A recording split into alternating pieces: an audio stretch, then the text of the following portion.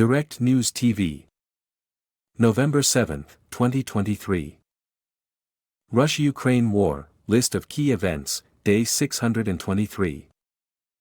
Fighting. Ukrainian President Volodymyr Zelensky said Ukraine had deployed more Western air defense systems in preparation for an expected Russian onslaught on key energy infrastructure during winter when temperatures fall below freezing. Additional NASAMS systems from partners have been put on combat duty, Zelensky said. Timely reinforcement of our air defense before winter. Denis Pushilin, the Moscow-appointed head of Ukraine's Russian-occupied Donetsk region, said shelling by Ukrainian forces killed 6 people and wounded 11 others in the city of Donetsk. Russia's defense ministry said its air defense systems destroyed and intercepted a total of 17 Ukraine-launched drones over the Black Sea and Crimea, which Russia annexed from Ukraine in 2014. It did not mention any casualties.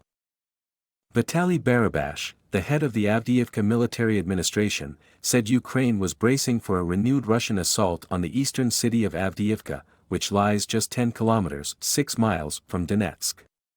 The third wave will definitely happen.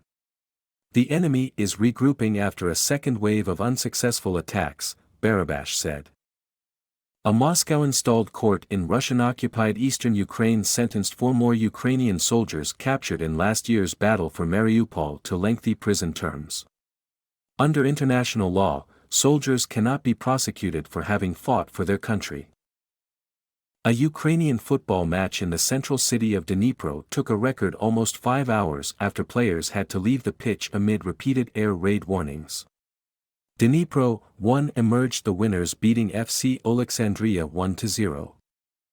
Politics and diplomacy. As foreign ministers from the Group of Seven, G7, prepared to meet in Tokyo, Japan's Foreign Minister Yoko Kamikawa stressed the group's support for Ukraine in its war against Russia would not be affected by the intensifying Middle East conflict. Kamikawa told a press conference the group's strong support for Ukraine had not wavered at all. Meeting Kamikawa, United States Secretary of State Antony Blinken later said the G7's enduring support for Ukraine was a key item on the agenda for the talks.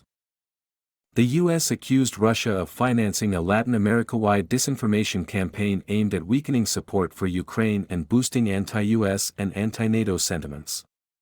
The Kremlin's ultimate goal appears to be to launder its propaganda and disinformation through local media in a way that feels organic to Latin American audiences, the State Department said in a statement. White House National Security spokesman John Kirby said there was no way for the U.S. to stay in the Treaty on Conventional Armed Forces in Europe, a key post-Cold War agreement, after Russia formally withdrew. The CFE was signed by 22 countries in 1990 and sets equal limits on the amount of weaponry, including tanks, heavy artillery and combat aircraft, that NATO and the then Soviet-led Warsaw Pact could deploy between the Atlantic Ocean and the Ural Mountains.